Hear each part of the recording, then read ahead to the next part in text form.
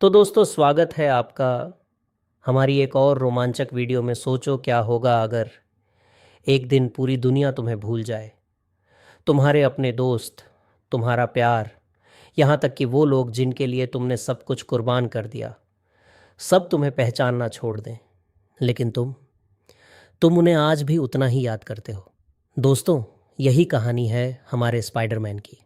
और इस बार जो ट्रेलर आया है ब्रांड न्यू डे का, वो सिर्फ एक नई फिल्म की शुरुआत नहीं है।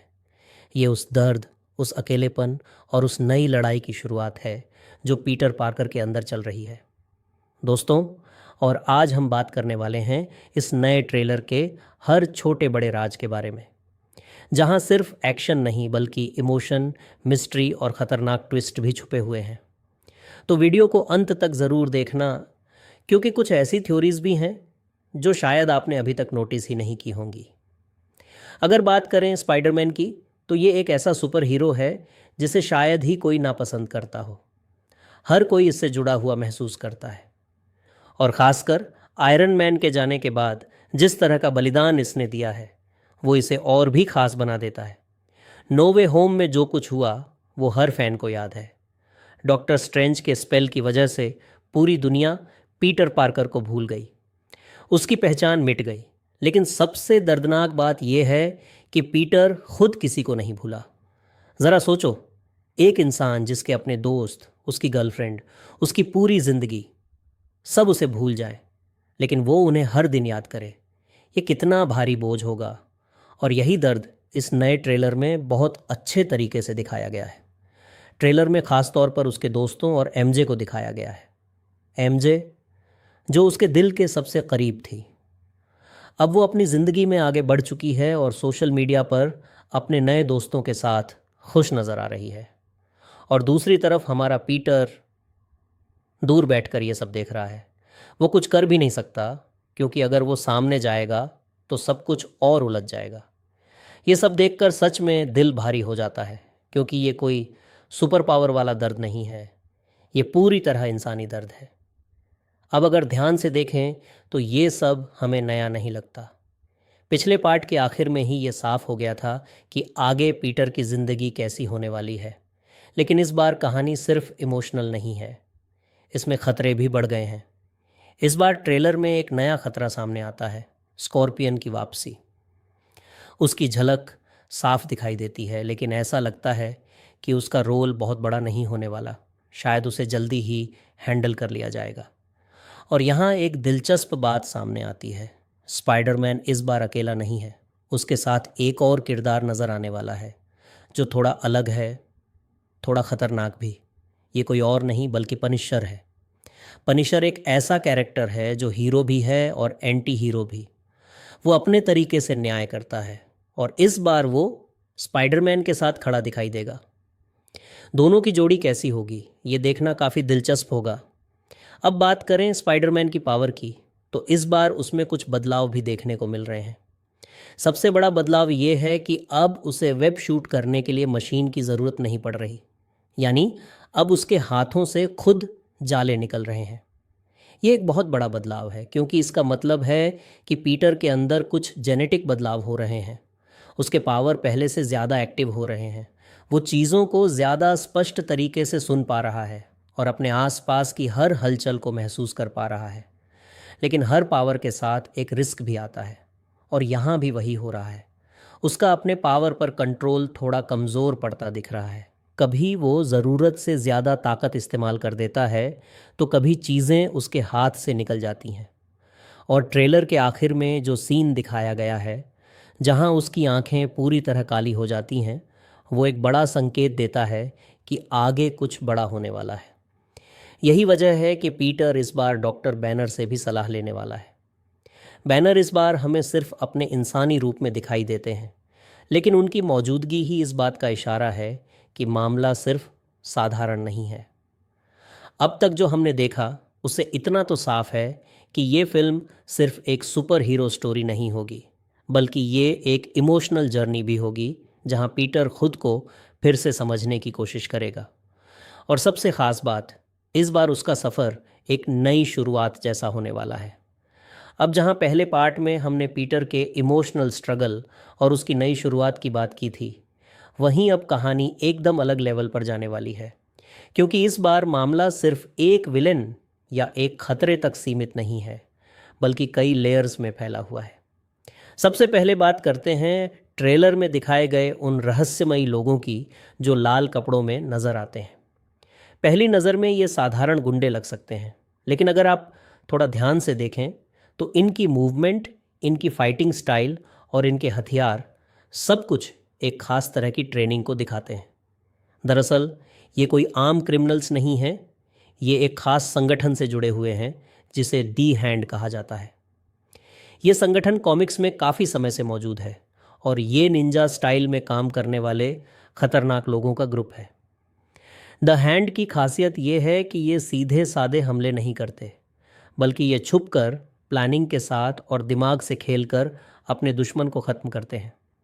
और क्योंकि ये एक स्ट्रीट लेवल खतरा है, इसलिए स्पाइडरमैन जैसे हीरो के लिए ये एकदम फिट बैठता है। मार्वल ने यहाँ एक बहुत स्मार्ट मूव खेला है। उन्होंने किसी बहुत बड़े कॉस्मिक विलेन को लाने के बजाय एक ऐसा खतरा दिखाया है जो ज़मीन से जुड़ा हुआ है। इससे कहानी ज़्यादा रियल और इंटेंस लगती है। अब सोचिए, एक तरफ स्कॉर्पियन, दूसरी तरफ द हैंड, और इन दोनों के बीच फंसा हुआ हमारा स्पाइडरमैन जो खुद अपने अंदर चल रहे बदलावों से जूझ रहा है।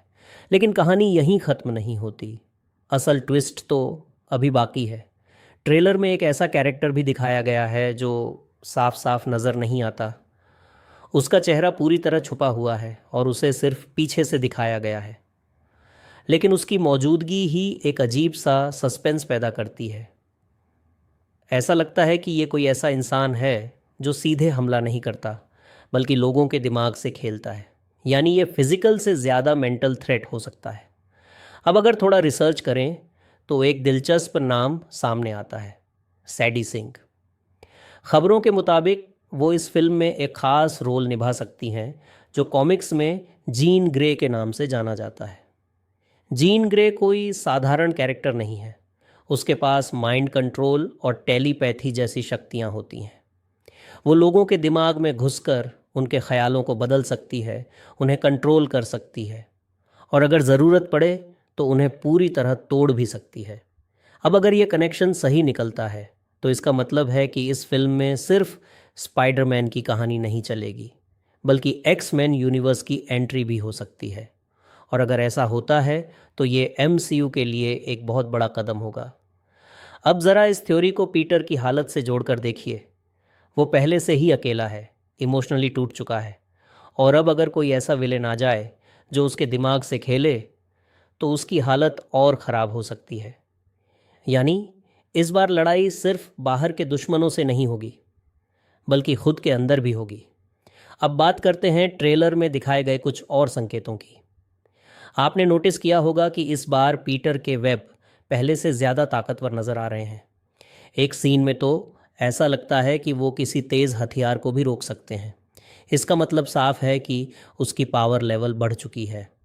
लेकिन सवाल ये है कि क्या वो इस नई ताकत को संभाल पाएगा, क्योंकि जैसे जैसे उसकी ताकत बढ़ रही है वैसे वैसे उसके अंदर का बदलाव भी बढ़ रहा है। और यही बदलाव हमें ट्रेलर के आखिरी सीन में दिखता है, जब उसकी आंखें पूरी तरह काली हो जाती हैं। ये सिर्फ एक विजुअल इफ़ेक्ट नहीं है, ये एक संकेत है। संकेत इस बात का कि पीटर अब सिर्फ स्पाइडरमैन नहीं रह गया है, वो कुछ और बनता जा रहा है, कुछ ऐसा जो शायद उसके कंट्रोल से बाहर हो सकता है। कॉमिक्स में एक कॉन्सेप्ट है, मैन स्पाइडर। ये स्पाइडरमैन का एक ऐसा रूप होता है जहां उसके अंदर के स्पाइडर गुण पूरी तरह हावी हो जाते हैं। इस रूप में वो और ज़्यादा ताकतवर हो जाता है, उसकी सेंस और तेज़ हो जाती है, यहाँ तक कि वो अपने शरीर से एक्स्ट्रा अंग भी निकाल सकता है, बिल्कुल एक मकड़ी की तरह। अब अगर फिल्म में इस कॉन्सेप्ट को दिखाया जाता है तो ये कहानी को एकदम नए लेवल पर ले जाएगा। सोचिए, एक हीरो जो खुद ही अपने लिए ख़तरा बन जाए। यही चीज़ इस फिल्म को ख़ास बनाती है। यहाँ सिर्फ विलेन से लड़ाई नहीं है, बल्कि खुद के अंदर चल रही लड़ाई भी है। और यही वजह है कि ये कहानी बाकी सुपर हीरो फिल्मों से अलग नज़र आती है। अब तक हमने जितना देखा है उससे इतना तो तय है कि ये फिल्म सिर्फ एक्शन या फाइट्स तक सीमित नहीं रहने वाली। इसमें इमोशन भी है, सस्पेंस भी है, और सबसे बड़ी बात, एक नई शुरुआत का एहसास भी है, क्योंकि नाम ही है ब्रांड न्यू डे, यानी एक नई सुबह, एक नई कहानी और एक नया स्पाइडरमैन। तो दोस्तों, कुल मिलाकर अगर एक लाइन में कहूँ तो ये ट्रेलर सिर्फ एक फिल्म की झलक नहीं है, बल्कि स्पाइडरमैन की ज़िंदगी के सबसे बड़े बदलाव की शुरुआत है। जहाँ एक तरफ उसका दर्द है, उसकी अकेलापन है, वहीं दूसरी तरफ नई ताकत, नए दुश्मन और एक नई पहचान भी उसका इंतज़ार कर रही है। अब देखना ये होगा कि पीटर इस सब को कैसे संभालता है। क्या वो अपने इमोशंस पर कंट्रोल कर पाएगा या फिर अपने ही पावर के जाल में उलझ जाएगा। वैसे आपका क्या कहना है? आपको ये ट्रेलर कैसा लगा? क्या ये पहले से ज़्यादा डार्क और इंटेंस लग रहा है या फिर आपको पुराना वाला स्पाइडरमैन ज़्यादा पसंद था? अपनी राय नीचे कमेंट में ज़रूर बताना। मैं हर एक कमेंट पढ़ता हूँ। और अगर आपको ऐसे ही फिल्म रिव्यू, ट्रेलर ब्रेकडाउन और स्टोरी एक्सप्लेन पसंद आते हैं तो चैनल को सब्सक्राइब ज़रूर कर लेना, क्योंकि यहाँ आपको हर नई अपडेट सबसे पहले मिलेगी।